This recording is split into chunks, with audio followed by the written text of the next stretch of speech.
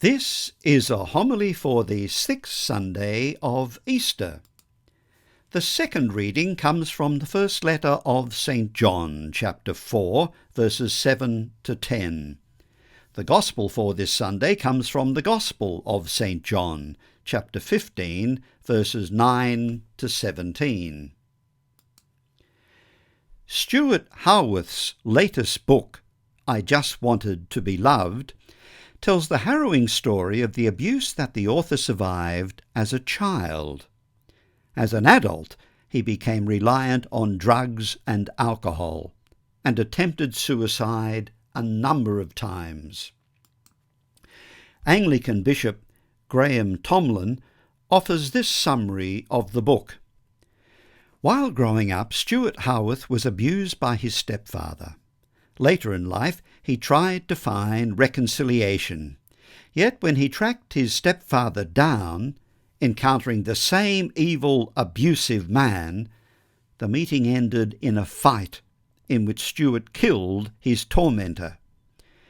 The inevitable prison sentence led to more violence and humiliation, and on release back into a society that offered no support, a cocktail of drugs and alcohol triggered suicide attempts before he began to recover with the aid of medical support and a loving partner, Tracy. When he wrote the story of his life, a powerful account of survival and resilience, Stuart described a young boy eager to please, needing what every child needs, yet meeting with rejection and horrific abuse instead. The title he gave to his story says it all. I just wanted to be loved. The longing to be loved lies deep inside each of us. Against the backdrop of Haworth's story, Tomlin offers some reflections on the human need to be loved. He writes, most of our insecurities trace back to a sense that we have not felt loved. The more a person feels loved and lovable, the more he or she is likely to be a secure, stable, and integrated person. Tomlin refers to a recent study of people in the United Kingdom, which found that 1 person in 10 did not consider themselves to have a close friend, and 1 person in 5 said that they never or rarely felt truly loved. Tomlin points out that conclusions such as these are not always related to reality. Psychologists tell us that our self-image is determined not by what we are, nor by what we think we are, nor even by what others think we are, but by what we think others think we are. If that sounds a little convoluted, Tomlin explains it this way. However much we may be loved by others, if we don't think that we are, that is what counts. Many of us have a crippling inner voice that keeps telling us that no one could possibly love us because we are too much of a loser, too stupid, too worthless to love. If we know that we are loved, we can somehow cope with almost anything. If we feel ourselves to be unloved or unlovable, even the greatest riches, successes, or triumphs can seem hollow. Tomlin argues that love is somehow central to our experience of being human. There are other experiences common to human life, such as pain, anxiety, or hunger. But these are deficits. We know that they do not make us thrive, but instead diminish us. It is love that is essential to our flourishing. If we do not think that we are loved, we cannot grow into healthy, happy people. If we do not learn to love, we also cannot grow into happy, healthy people. The first is key to the second. Those who know that they are loved are the best at knowing how to love others. Back in 1967, the Beatles sang, "All you need is love." But that, of course, raises the fundamental question, what do you mean by love? We use the word love a lot, so it's worth trying to define what we mean by it. Love is one of the most overused words in the English language, and words that are worn out through overuse end up rather anemic. The first encyclical letter that Pope Benedict wrote as Bishop of Rome was entitled Deus Caritas Est. It was published on Christmas Day 2005.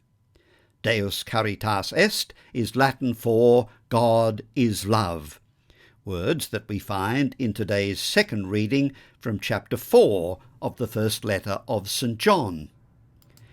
Pope Benedict made the observation that today the term love has become one of the most frequently used and misused of words, a word to which we attach quite different meanings. He writes about the vast semantic range of the word love. That's certainly true of the way that we use the word love in the English language. Someone can say, "I love playing sport. I love my country. I love ice cream. I love my sister. I love my brother. I love you. I love God. I love my mother and father. I love my children. I love my pet dog. I love going to the movies. I love my job. I love my friends." That one English word, love, covers such a vast range of experiences or feelings. We need to ask, Pope Benedict says, are all these forms of love basically one, so that love in its many and varied manifestations is ultimately a single reality? Or are we merely using the same word to designate totally different realities? I think we'd have to answer that the word love is certainly being used to designate totally different realities. Loving ice cream is a totally different human experience to loving my children or my husband or my wife. The word love features prominently in the second reading and the Gospel of today's Mass. In the first letter of St. John, we are told that God is love, and therefore anyone who fails to love can never have known God. We are called to love one another, but we are also reminded of God's love for us in sending his Son to be the sacrifice that takes our sins away. Today's Gospel is part of the farewell discourse of Jesus to his disciples. Keep in mind that John devotes almost a quarter of his Gospel to what Jesus does and says during this final meal. Jesus tells the disciples, "This is my commandment, love one another as I have loved you." Let's now see what the New Testament understands by the word love. The New Testament was originally written in Greek, or what was called Koine, or Common Greek. That refers to the form of the Greek language spoken from about 300 BC until around 300 AD. Modern Greek speakers would have considerable difficulty in understanding Koine Greek, in the same way that contemporary speakers of the English language would not understand Old English if they were to hear it spoken today. Linguists tell us that the general rule is that most languages evolve over the course of 1,000 years, to the point where a speaker at the beginning of a 1,000-year period would not be able to communicate with the speaker at the end of that period. Koine Greek, the Greek of the New Testament, uses different words to describe different kinds of love. So, for example, the word for romantic love is eros, from which we get our English word erotic. It is used mainly for the sexual expression of love, so it's about passion, but it doesn't refer exclusively to sexual passion. It can also be used for the passion of ambition or the intensity of patriotism. The Greek Old Testament, the Septuagint, uses eros only twice, and the word doesn't appear at all in the New Testament. Pope Benedict tells us that the Greeks, not unlike other cultures, considered eros principally as a kind of intoxication, the overpowering of reason by a divine madness.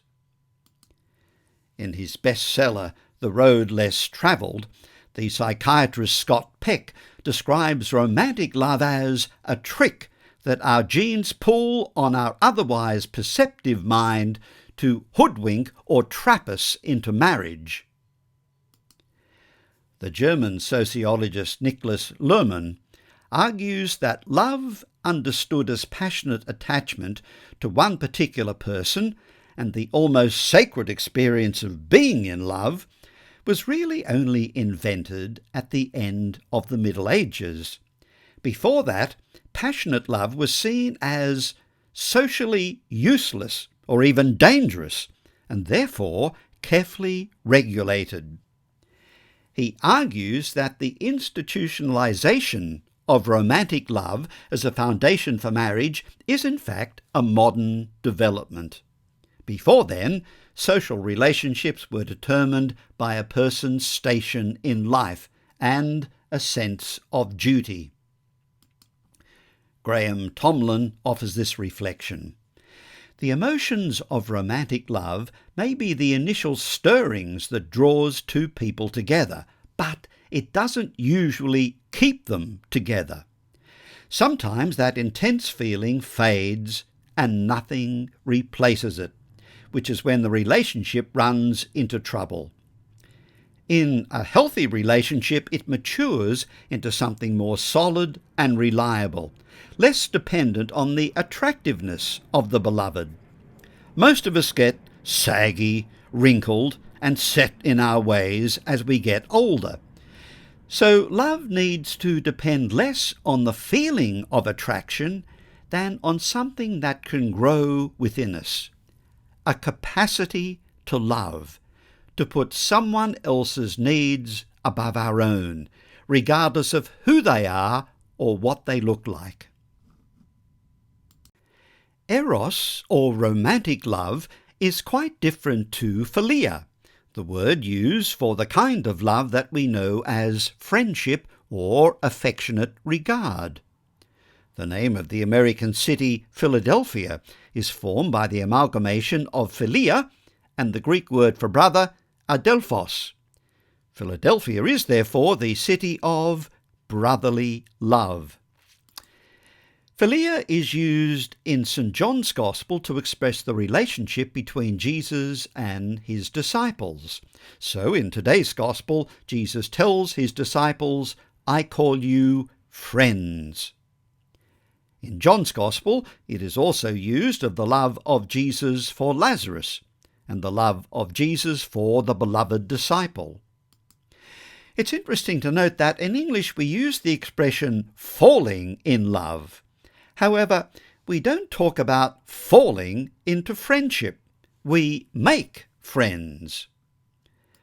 The Dominican friar Timothy Radcliffe says that a passionate love is experienced as a sort of compelling destiny. We are bowled over. But friendships are made, deliberately sustained and cultivated. As a slight digression, do you remember the American sitcom Friends? It was broadcast from 1994 to 2004, and its theme song was I'll be there for you.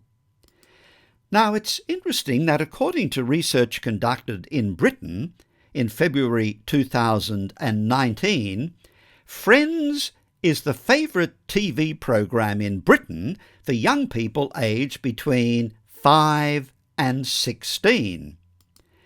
Friends premiered on television well before these young people were born, but their generation, known as Generation Scroll, love it. They watch it mainly on their smartphones, and hence the tag Generation Scroll. The director of this research, Simon Leggett, makes this observation: children are more digitally connected than any other generation, and more so than last year. Yet as connectivity increases, rather than feeling more linked to their peers, children are increasingly feeling alone and isolated.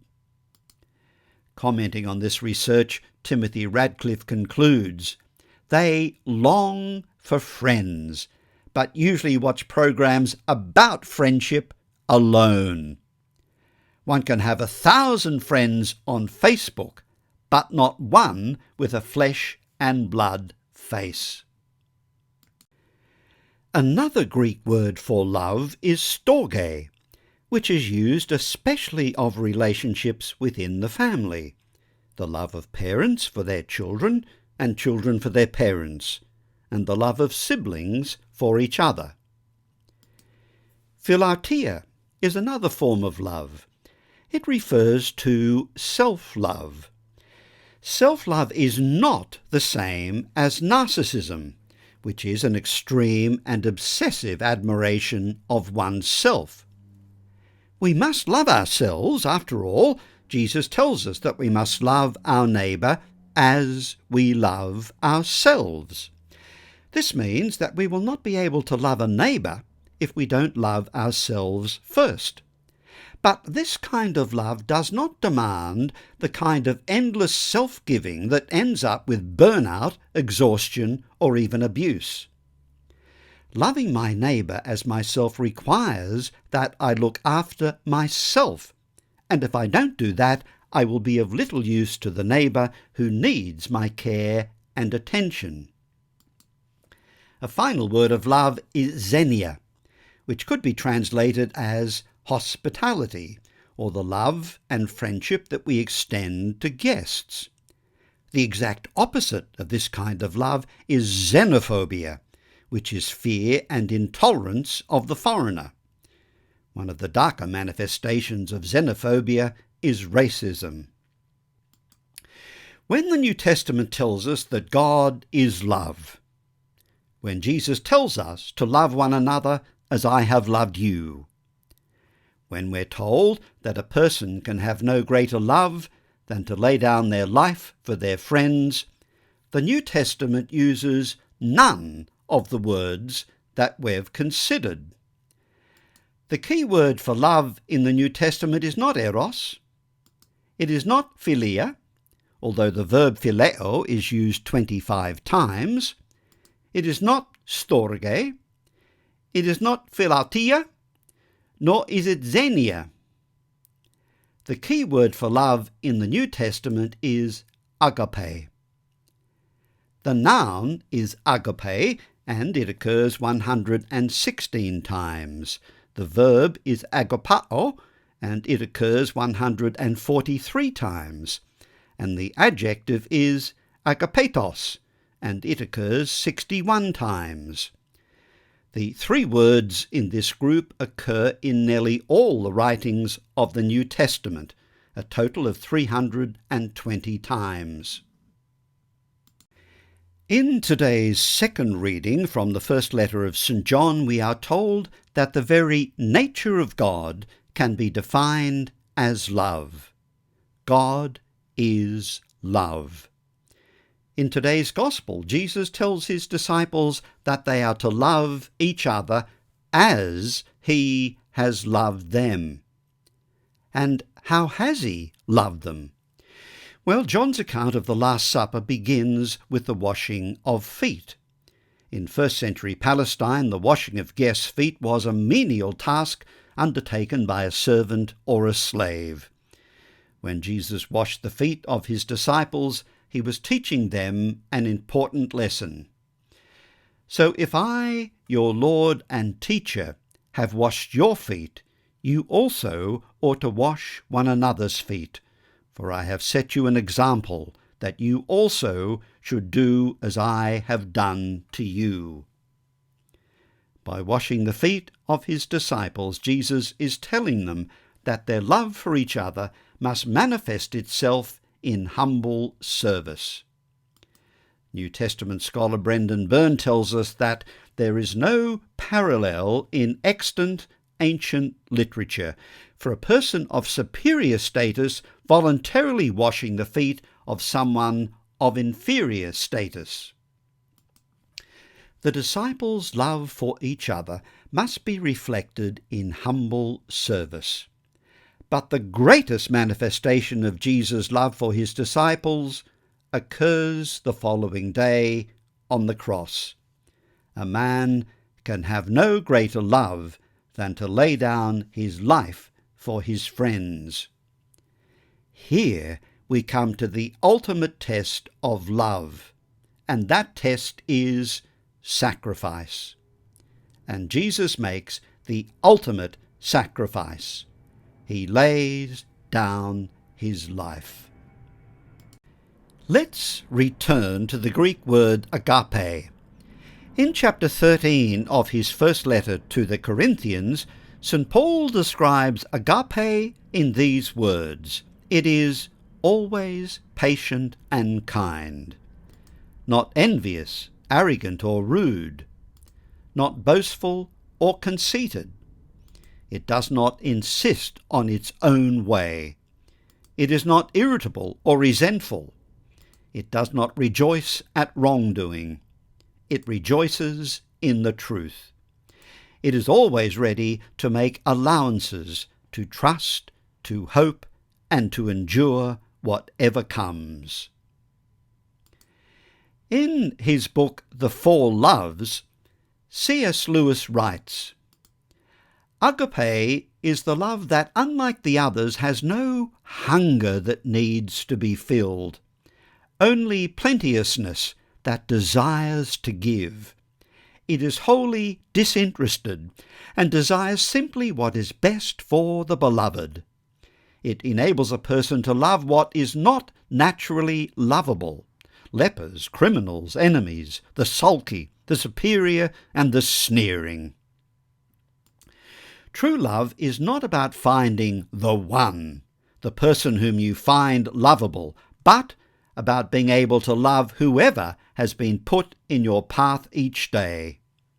In Works of Love, the Danish philosopher Søren Kierkegaard writes, "The task is not to find the lovable object, but to find the object already given or chosen lovable, and to be able to continue finding him or her lovable no matter how they change."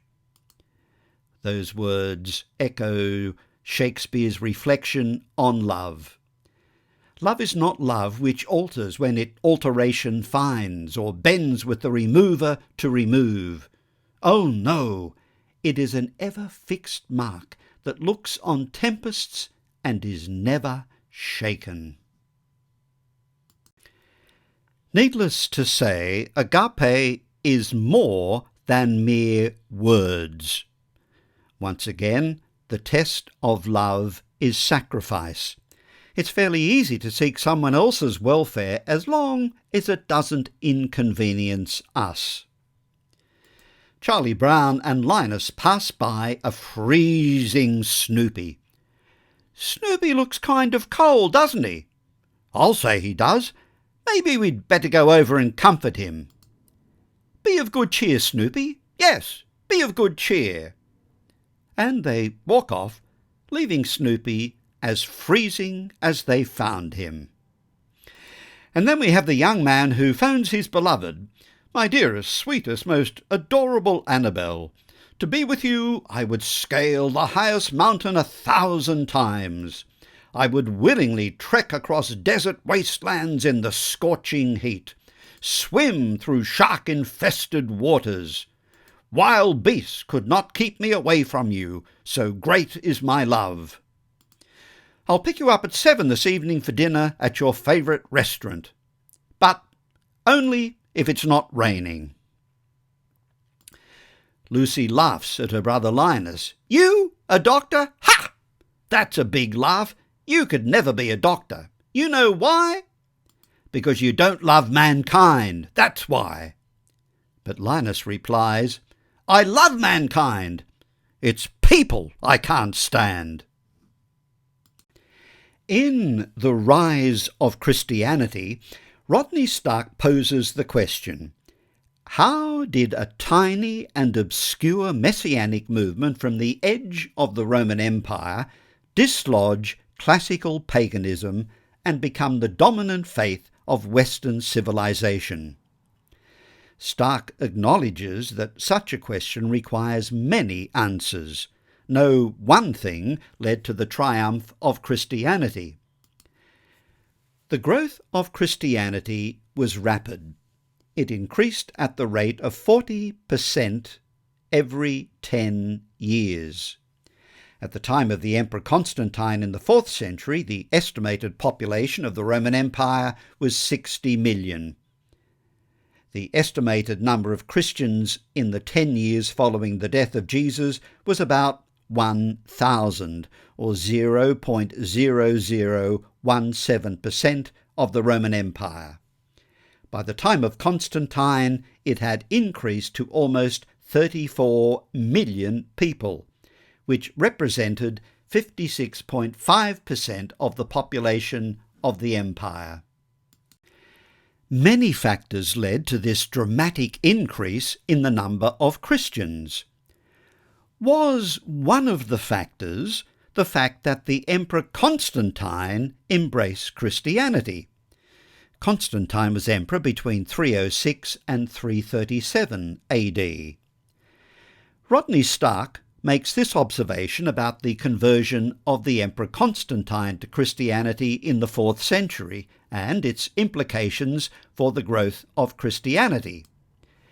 Constantine's conversion would better be seen as a response to the massive exponential wave in progress, not as its cause. One significant factor that had a bearing on the growth of Christianity had to do with how Christians acted during 2 great plagues. The first plague in the year 165 AD may have been the first appearance of smallpox in the West. Whatever the actual disease, it was lethal, and during its 15-year duration, between a quarter to a third of the population died of it. The map you can see here shows the extent of the plague. People understood that the disease was contagious, and so when the first symptoms appeared, victims were often thrown into the streets, where the dead and dying lay in piles. Dionysius, the bishop of Alexandria in Egypt, said this, "At the first onset of the disease, the pagans pushed the sufferers away and fled from their dearest, throwing them into the roads before they were dead, hoping to avert the spread and contagion of the fatal disease. Most of our brothers showed unbounded love and loyalty, never sparing themselves and thinking only of one another. Heedless of danger, they took charge of the sick, attending to their every need and ministering to them in Christ." As a result, some Christians were infected and died, but overall, the nursing care given by Christians reduced mortality significantly. Rodney Stark quotes from William McNeill's study of plagues. Quite elementary nursing will greatly reduce mortality. Simple provision of food and water, for instance, will allow persons who are temporarily too weak to cope for themselves to recover instead of perishing miserably. Rodney Stark estimates that Christian nursing would have reduced mortality by as much as 2/3. The love that Christians manifested did not go unnoticed by the pagan world. When later in the 4th century the Emperor Julian attempted to restore paganism, he exhorted the pagan priesthood to compete with the Christian charities. In a letter to a pagan priest in the Roman province of Galatia, Julian urged the distribution of grain and wine to the poor, noting that the impious Galileans, in addition to their own, support ours, and it is shameful that our poor should be wanting our aid. His appeal fell on deaf ears. There is a legend recorded by St. Jerome about St. John the Evangelist as an old man. Jerome died around 420 AD and was the greatest biblical scholar of his age. He was responsible for the translation of the Bible into Latin, the translation that we know as the Vulgate.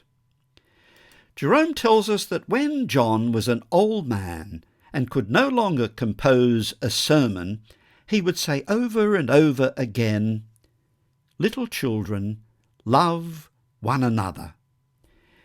When people kept asking him why he always repeated the same words, he answered, "If you do that, you do enough."